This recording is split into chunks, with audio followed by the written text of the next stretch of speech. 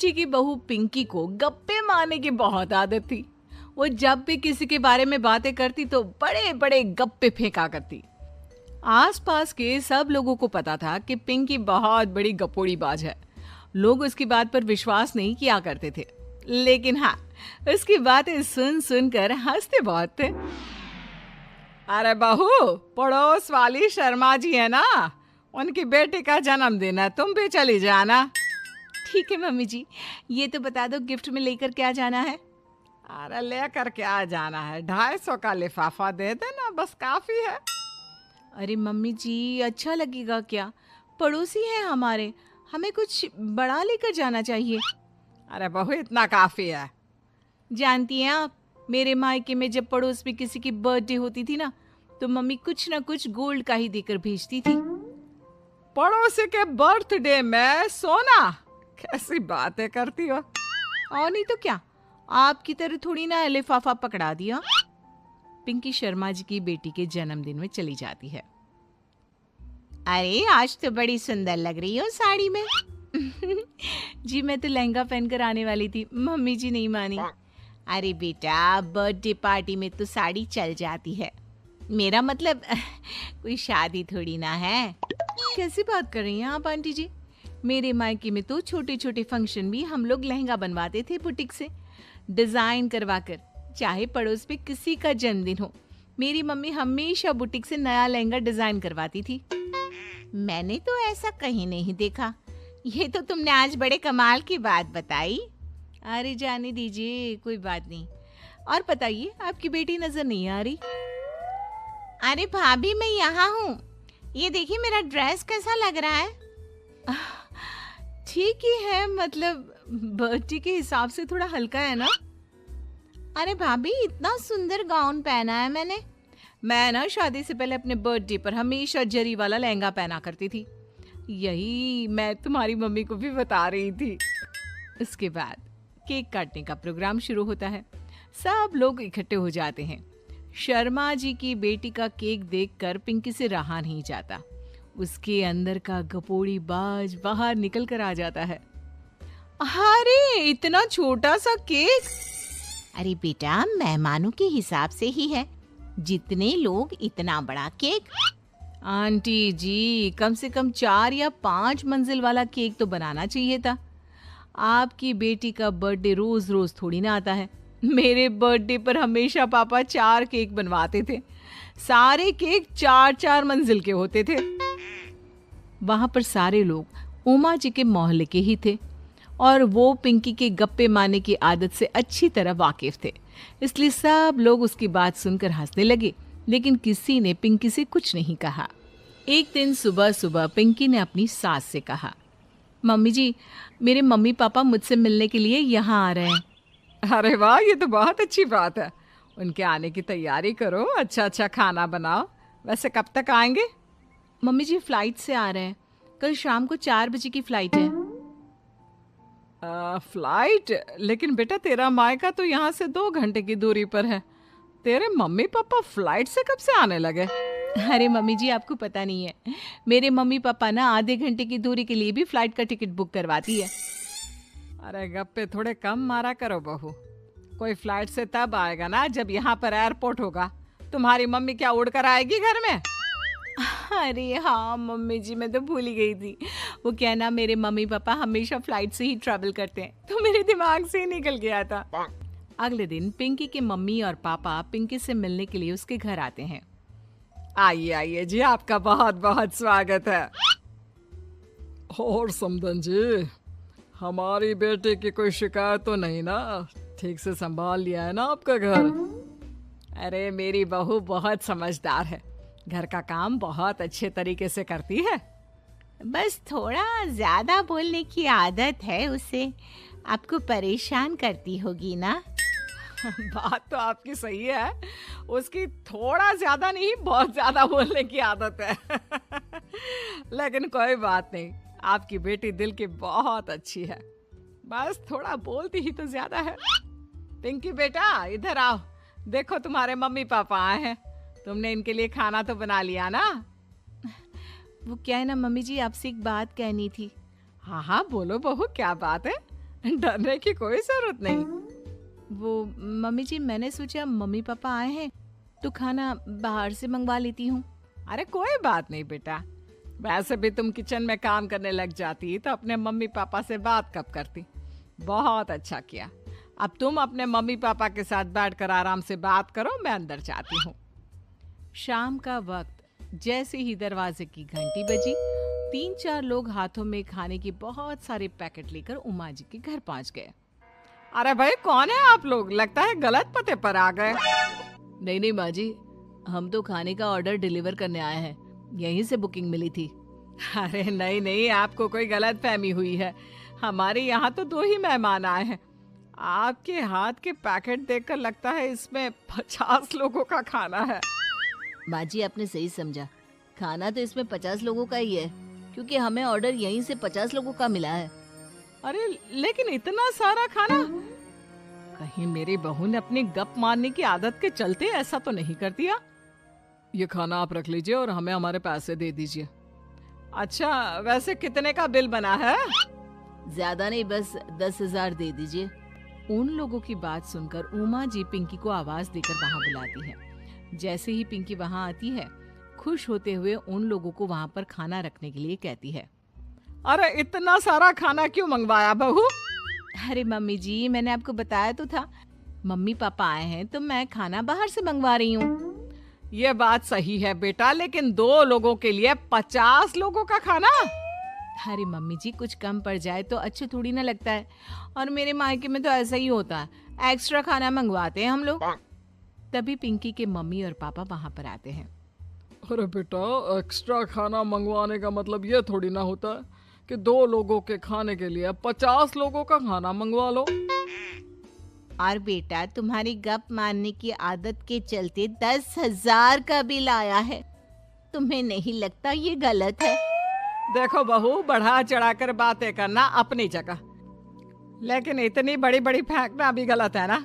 पहली बात तो इतने सारे पैसे लगे, और दूसरी बात खाना वेस्ट होगा। आप लोग ठीक कहते हैं, मैं आज के बाद अपनी इस आदत को कंट्रोल करने की कोशिश करूंगी और अब से गप थोड़ी कम मारा करूंगी। पिंकी की बात सुनकर सब लोग हंसने लगे। शहर की कच्ची बस्ती में एक गरीब मजदूर कालू रहा करता था। कालू के घर में उसकी पत्नी जानकी थी। जानकी लोगों के घरों में झाड़ू पोछा करके कुछ पैसे कमा लेती थी, और वहीं कालू किसी तरह मेहनत मजदूरी करके 2 वक्त की रोटी का जुगाड़ कर लेता था। कुछ दिनों से हो रही बारिश के कारण कालू की मजदूरी बंद हो गई थी। अरे जानकी, इस बार तो बरसात ने हद ही कर दी, रुकने का नाम ही नहीं ले रही। कुछ समझ में नहीं आ रहा, अगर इसी तरह काम पर नहीं गया तो 2 वक्त की रोटी का जुगाड़ कैसे होगा?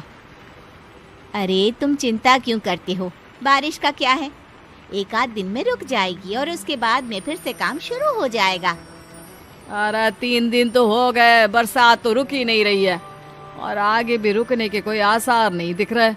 तो क्या हुआ, तुम्हारा काम बंद हुआ है ना?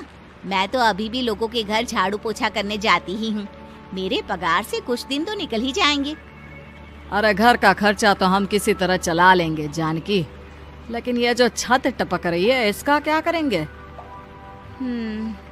ये बात तो आपकी सही है। हमारी झोपड़ी अब काफी पुरानी हो चुकी है, और इसके छप्पर में भी कई सारे छेद हो गए हैं। रात भर पानी टपकता रहता है। अरे मैं भी इसी बात से बहुत परेशान रहता हूँ, कहीं किसी दिन ज्यादा बारिश आ गई तो हमारी झोपड़ी टूटकर बिखर ना जाए। राम राम राम, ऐसी अशुभ बातें क्यों करते हो? अरे ऐसा कुछ नहीं होने वाला, ये झोपड़ी ही तो हमारा सब कुछ है। अगर यही नहीं रही तो हम जाएंगे कहाँ? ठीक है जानकी, जब तुम्हारी पगार मिल जाएगी तो कुछ पैसे बचाकर झोपड़ी के छप्पर की मरम्मत करवा लेंगे, शायद हमारी परेशानी कुछ कम हो जाए। ठीक है जी, अब ना ज्यादा परेशान मत हो। ये लो खाना खा लो और सो जाओ, सुबह मुझे भी जल्दी काम पर जाना है। जानकी और कालू अपनी झोपड़ी में सो गए। रात को अचानक से बहुत तेज बारिश शुरू हो गई। धीरे धीरे बारिश का पानी कालू की बस्ती में भरने लगा। पानी भरते भरते झोपड़ी के बाहर तक पहुंच गया था। सुबह के वक्त जब कालू और जानकी सोकर उठे, हे भगवान, ये क्या हो गया? बारिश का पानी तो हमारे घरों तक पहुंच चुका है। अब मैं काम पर कैसे जाऊंगी? रहने दो जानकी, तुम आज काम पर मत जाओ। ऐसे पानी से निकल कर जाओगी और बीमार पड़ गई तो लेने के देने पड़ जाएंगे। लेकिन अगर नहीं गई तो मालकिन लोग नाराज हो जाएंगे। आप जानते हैं ना, बड़ी मुश्किल से एक दिन की छुट्टी भी नहीं देती है। अरे लेकिन जान की झोपड़ी के बाहर तो पूरी बस्ती में पानी भरा है, तुम जाओगी कैसे? जानकी जैसे तैसे करके काम पर चली जाती है। लेकिन अगले दिन फिर से बहुत ज्यादा बारिश होती है और बस्ती में ज्यादा पानी भर जाता है। आज तो मैं तुम्हें किसी भी तरह काम पर नहीं जाने दूंगा। अरे अगर तुम्हें कुछ हो गया तो क्या होगा? ठीक है, तुम ठीक ही कहते हो, आज नहीं जाती। अगर मालकिन नाराज हो गई तो मना लूंगी किसी तरह। अरे मनाने वाली क्या बात है? जब तुम बताओगी कि हमारी झोपड़ी में पानी भर गया है तो वो खुद ही समझ जाएंगे ना। अगले 2 दिन तक तेज बारिश होने की वजह से जानकी, कालू और आसपास की बस्ती में रहने वाले सभी लोगों के घरों में पानी भर जाता है, जिसकी वजह से जानकी काम पर नहीं जा पाती। और 3 दिन के बाद जैसे ही जानकी काम पर पहुंचती है। कहाँ थी तुम? पिछले 3 दिनों से काम पर क्यों नहीं आई? मेम साहब क्या बताऊं, इतनी ज्यादा बारिश हो रही थी, हमारी पूरी बस्ती में पानी भर गया है और उससे भी ज्यादा तो मेरी झोपड़ी के अंदर पानी भर गया। आप ही बताइए कैसे आती मैं? इसका मतलब ये हुआ कि बारिश होगी तो तुम काम पर नहीं आओगी? ना ना, मेरे कहने का ये मतलब नहीं था मेम साहब।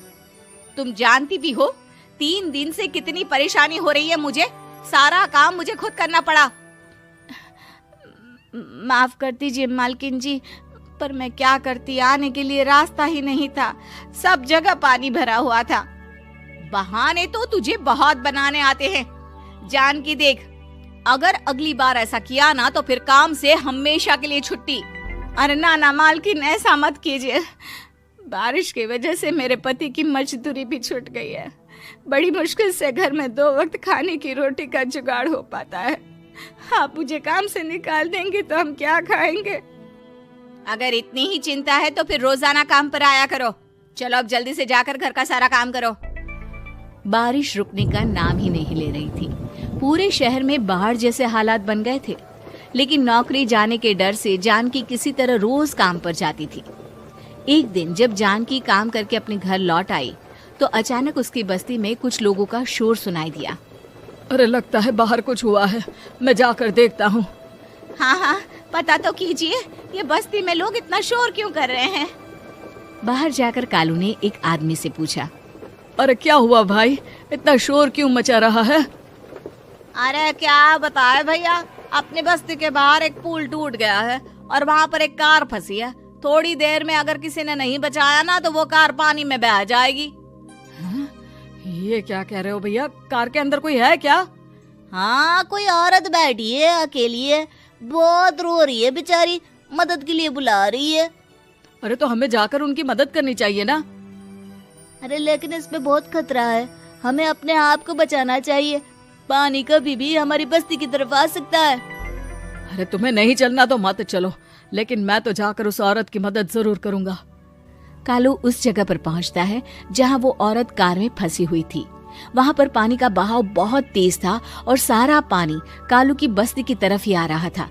कालू ने एक बड़ी सी रस्सी को पेड़ से बांध दिया और दूसरे सिरे को कार की तरफ फेंक दिया और उस औरत को रस्सी के सहारे बाहर आने के लिए कहा। तभी वहां जानकी भी दौड़ती हुई आई। अरे ये तो मेरी मालकिन है, जिनके यहाँ मैं काम करने जाती हूँ। अरे मैडम जी, आप डरिएगा मत, आपको कुछ नहीं होगा। आपकी गाड़ी को भी मैंने रस्सी से बांध दिया है। थोड़ी देर में पानी का बहाव कम हो जाएगा, फिर हम आपकी कार को भी बाहर निकाल लेंगे। क्या तुम जानकी के पति हो? हाँ हाँ, जानकी मेरी ही पत्नी है, आपके यहाँ काम करती है ना।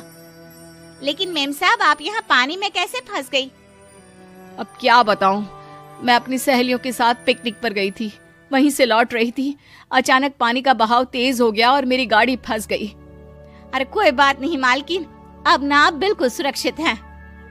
मैं तो बहुत बुरी तरह डर गई थी, कब से मदद के लिए चिल्ला रही थी, लेकिन कोई मेरी मदद के लिए नहीं आया।